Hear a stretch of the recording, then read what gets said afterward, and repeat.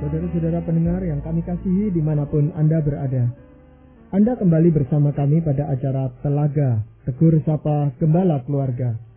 Saya Gunawan Santoso bersama Ibu Idayanti Raharjo dari Lembaga Bina Keluarga Kristen telah siap menemani Anda dalam sebuah perbincangan dengan Bapak Pendeta Dr. Paul Gunadi.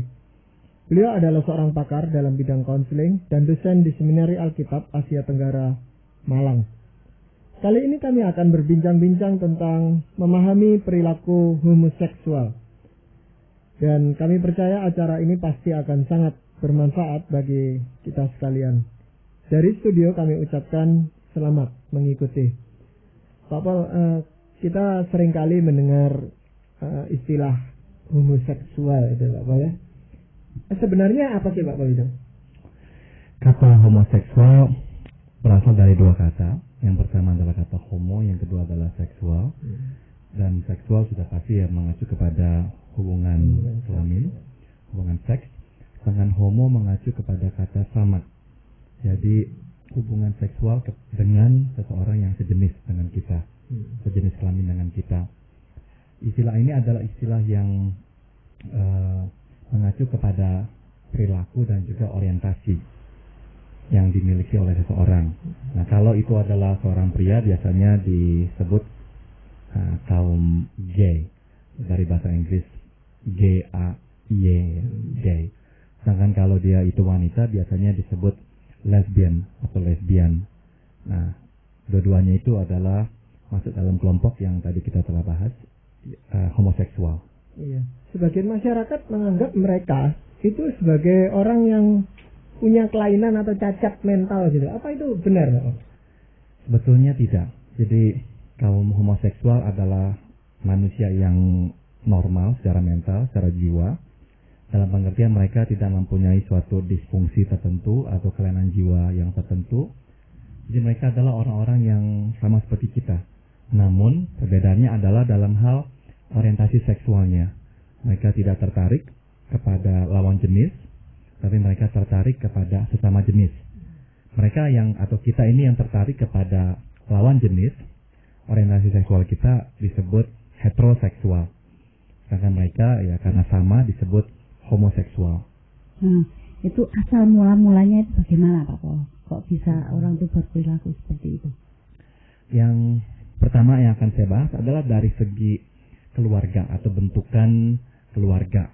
Kemudian saya juga akan membahas sedikit tentang temuan-temuan akhir-akhir ini yang juga menunjuk kepada kemungkinan adanya kelainan genetik. Yang pertama adalah bentukan-bentukan dari keluarga. Ternyata pria dan wanita yang homoseksual mempunyai latar belakang atau penyebab yang seringkali berbeda. Untuk pria ada beberapa kemungkinan. Yang pertama adalah kasus di mana ayahnya absen, sedangkan ibunya dominan. Nah, ini adalah kasus di mana ayahnya itu misalkan sudah meninggal dunia atau meninggalkan keluarga, sehingga yang tertinggal di rumah adalah seorang ibu. Nah, kalau ibu ini yang terpaksa harus merawat anak-anak dan ibu ini lumayan dominan dalam pengaruhnya kepada anak-anak, dan misalkan juga anak-anak tidak terlalu banyak kesempatan untuk bergaul dengan kaum pria yang dewasa atau yang lebih tua darinya tatkala masih kecil, ada kemungkinan bahwa anak ini akhirnya akan kehilangan kesempatan untuk mencontoh perilaku pria dalam kehidupannya. Saya akan memaparkan teori yang memang berasal dari Sigmund Freud, yang saya juga percaya bahwa ini adalah salah satu hal yang betul, yang benar. Menurut Freud, seorang anak itu pada usia sekitar 3-4 tahun, anak-anak laki, akan mulai mengalihkan atau memerlukan sebuah atau seseorang yang adalah pria juga untuk menjadi modelnya atau contoh perilakunya. Dalam hal ini adalah identitas seksualnya. Anak dilahirkan oleh wanita dan biasanya juga dirawat oleh wanita. Anak laki-laki harus mengalami peralihan, anak wanita tidak perlu. Karena anak wanita dia dirawat oleh wanita dan dia perlu mengidentifikasi dirinya dengan wanita itu. Anak pria perlu untuk memiliki figur yang lain.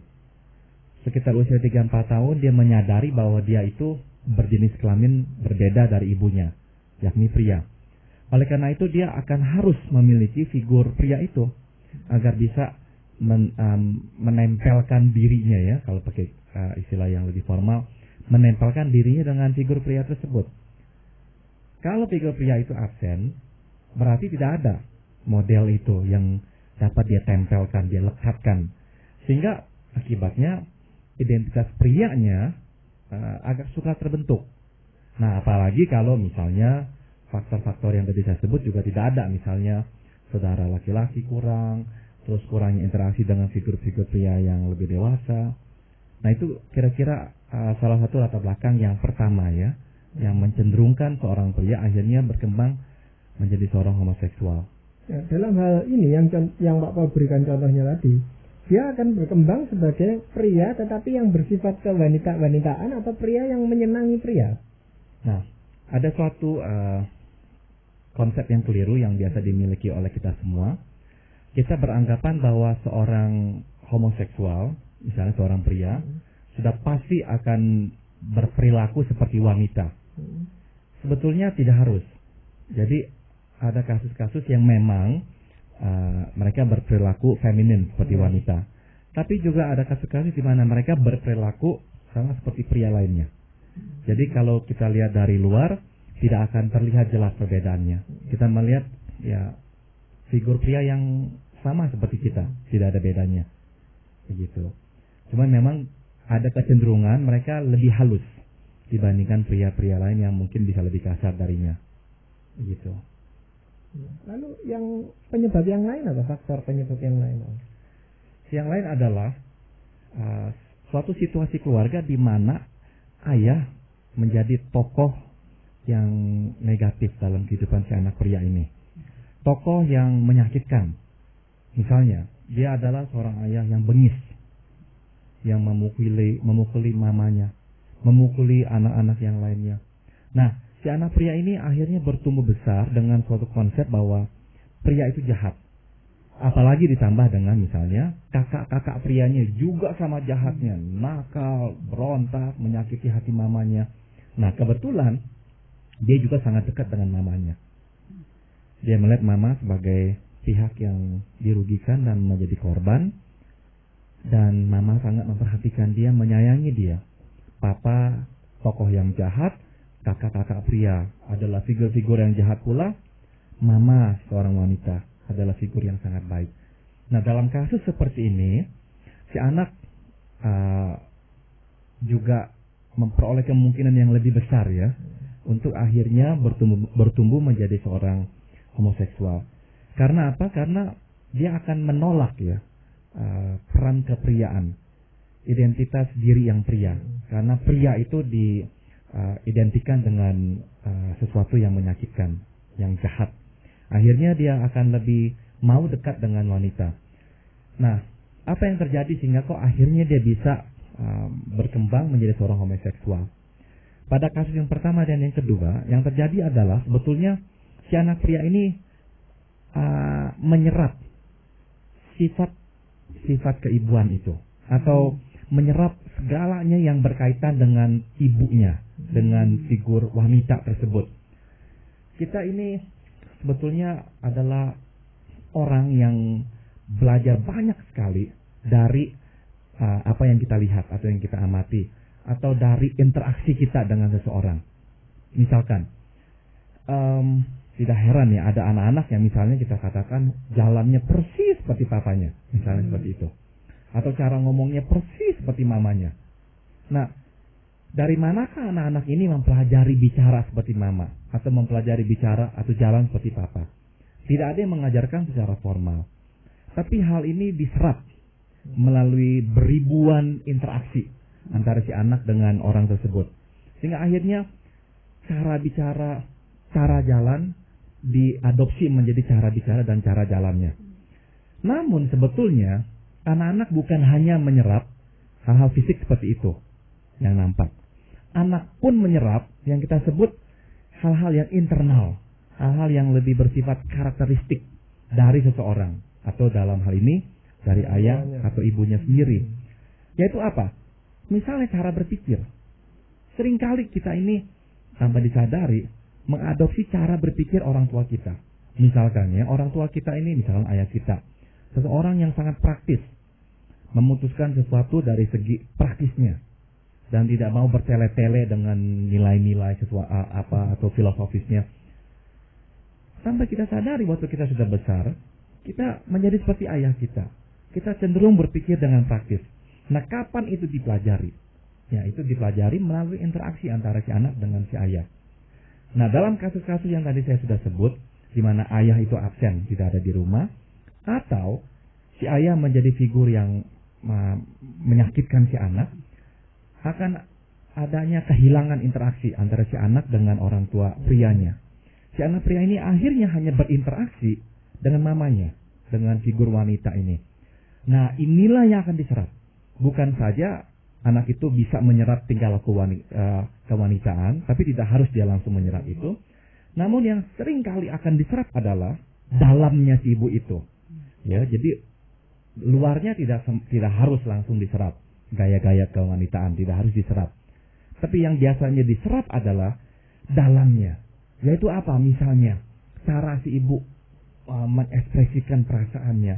Cara si ibu sedih waktu dimarahi oleh ayahnya. Cara si ibu itu menanyakan sesuatu kepada ayahnya. Kenapa begini, kenapa begitu, dan sebagainya. Nah, cara-cara inilah yang akhirnya diserap oleh si anak menjadi bagian dalam kehidupannya.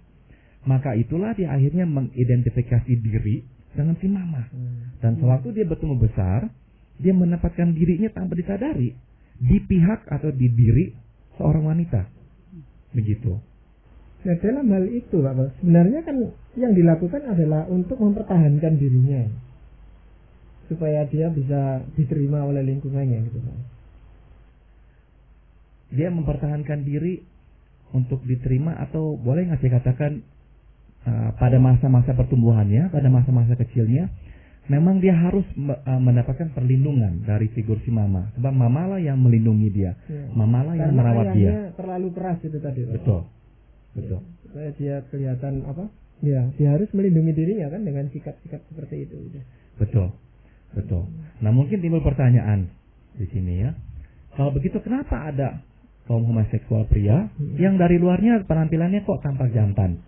Kok katanya tadi menyerap kewanitaan. Kok sekarang bersifat atau berpenampilan jantan seperti laki-laki lainnya? Karena manusia itu lentur. Jadi manusia itu ya fleksibel ya. Bisa beradaptasi. Waktu dia mulai besar, dia mulai sekolah SMP, SMA, dia akhirnya juga mulai mencontoh perilaku teman-teman prianya. Dan tanpa disadari itu pun mempengaruhi dia. Namun, nah ini dia yang penting, interaksi mendasar, yakni interaksi di usia dini, dari umur 0 tahun itu sampai umur sekitar 6-7 tahun sebelum dia benar-benar terjun ke masyarakat, yakni sekolah, yang dia terima melulu adalah dari mama. Nah, itu adalah pembentukan internalnya. Pembentukan eksternalnya bisa sekali memang tidak berbeda dengan anak-anak laki lainnya, karena dia bisa mencontoh teman-teman lakinya. Namun dalamnya dia sudah kadung menyerap itu, menyerap nilai-nilai ibunya tadi. Betul. Nah, kalau ayah itu tetap hadir, tadi yang Pak Paul katakan kalau ayah itu tidak hadir, ya, atau hadir tapi keras sekali gitu, Pak Paul. Tapi bagaimana dengan ayah yang hadir di tengah-tengah keluarga itu, namun dia selalu tunduk gitu kepada istrinya dan sebagainya? Apakah itu akan berpengaruh? Tidak langsung berpengaruh. Nah, ini saya ini menjabarkan semua ini ya, memang ada kesan menggampangkan karena interaksi manusia itu kompleks sekali ya. Tapi ya kira-kira garis besarnya begini. Kalau ayahnya ada, namun pasif ya, kurang berperan, sedangkan mama yang terpaksa harus lebih aktif, ya tidak otomatis si anak itu dicenderungkan ya menjadi seorang homoseksual. Tapi kecenderungan itu akan membesar jika misalnya kebetulan di rumah itu mayoritas anak-anak perempuan. Misalnya. Jadi si anak pria ini benar-benar lebih dikelilingi oleh kaum wanita. Mamanya dan juga kakak-kakak atau adik-adiknya yang wanita. Dan misalkan ya, dia itu mempunyai kakek nenek, kebetulan juga kakeknya jarang ketemu atau apa, sehingga neneknya yang lebih sering ketemu. Nah, faktor-faktor itu akhirnya juga lebih mencenderungkan.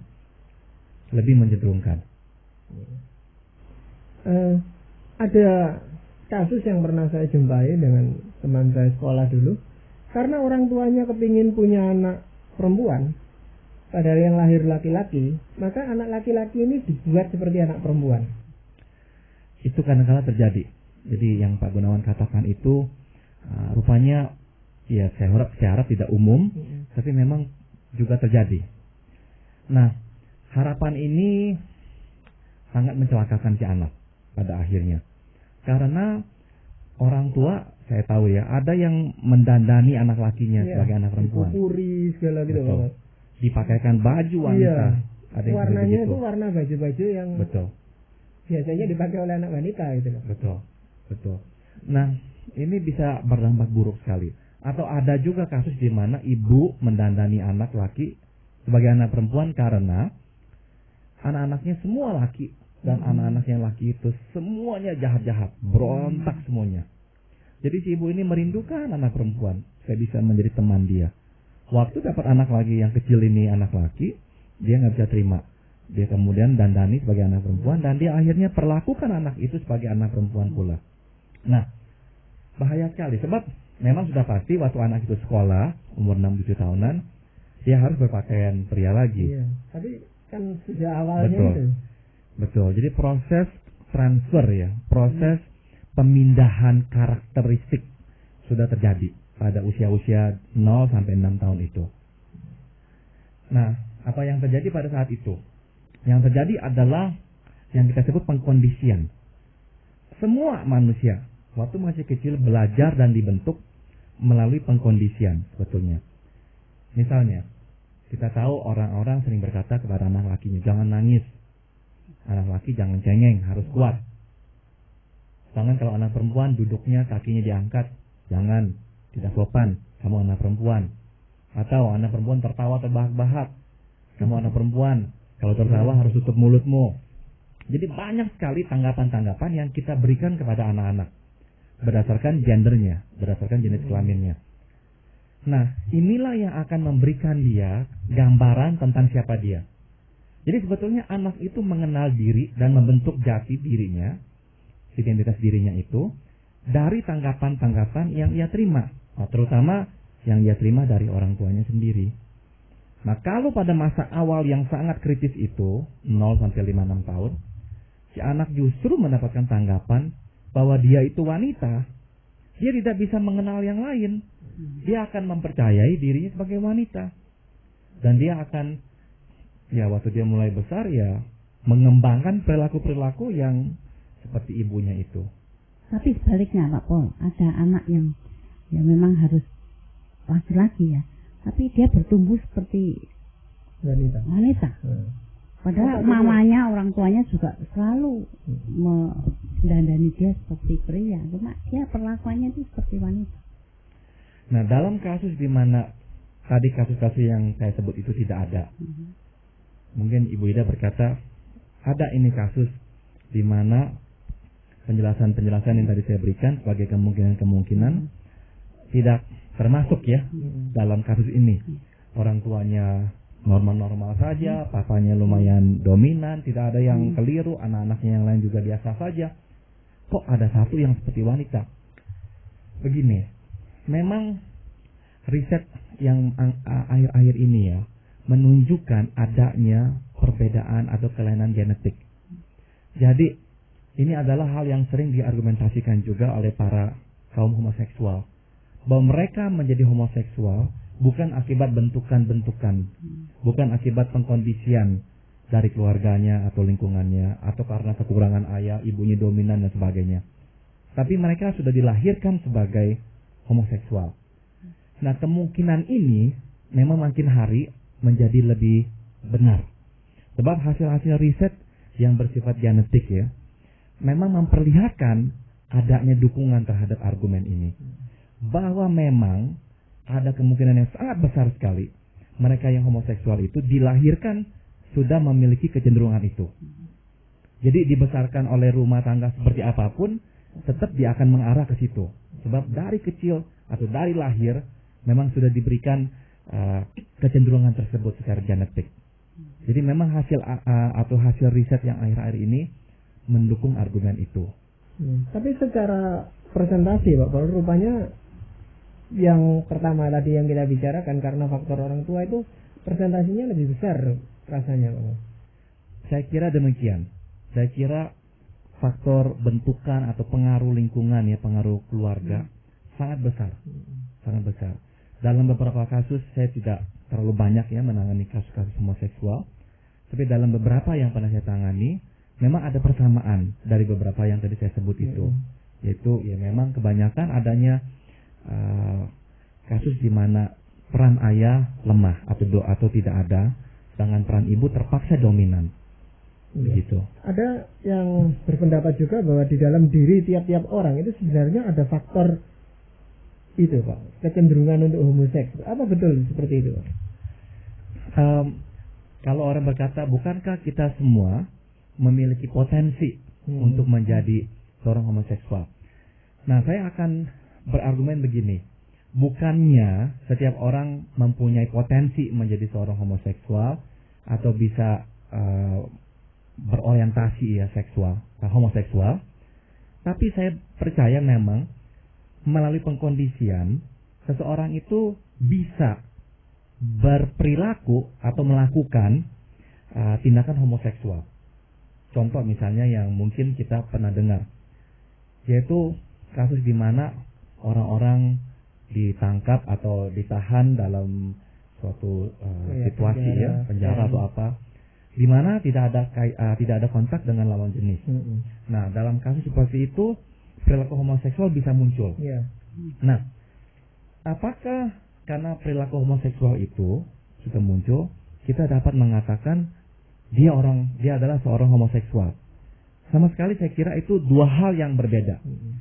Sebab orang yang sama, yang misalkan dia melakukan hubungan homoseksual, tatkala di dalam situasi seperti itu tidak ada lawan jenisnya, saya percaya waktu dia keluar dari lingkungan tersebut dan bertemu dengan lawan jenisnya, dia akan kembali menjadi seorang heteroseksual. Dia akan hanya tertarik kepada lawan jenisnya. Tapi seseorang yang memang orientasinya homoseksual tidak akan tertarik kepada lawan jenisnya. Jadi setelah dibentuk, diapakan pun ya, kecenderungannya tetap akan ke arah itu. Begitu. Ada juga yang berperilaku ganda Pak ya. Jadi dia punya istri atau suami yang seperti orang normal, tapi dia juga seorang homoseks. Betul. Jadi batas antara biseksual itu tadi yang Pak Gunawan sebut, berperilaku seksual ganda, dan homoseksual sebetulnya batasnya itu tipis ya, dan tidak bisa langsung dikatakan yang mana yang biseksual, yang mana yang homoseksual. Sebab yang juga cukup sering terjadi adalah sebetulnya orientasinya dia homoseksual. Namun karena dia tahu bahwa masyarakat tidak menerimanya, dia akhirnya menikah dan dia melakukan kewajibannya sebagai seorang suami, berhubungan dengan istrinya. Namun dalam dirinya tetap ada keinginan untuk berhubungan dengan yang sesama jenis. Nah, jadi dalam kasus seperti itu kita katakan dia apa? Biseksual atau homoseksual. Nah, saya kira jarang kalaupun ada ya seseorang yang mempunyai ketertarikan yang persis sama dengan lawan jenis maupun dengan sesama jenis. Saya kira seseorang itu pasti mempunyai suatu preferensi yang mana yang sebetulnya dia itu sukai. Sebetulnya saya kira pasti ada orientasi yang utamanya. Nah, itu kan sudah digolongkan sebagai orang yang sakit ya Pak Paul.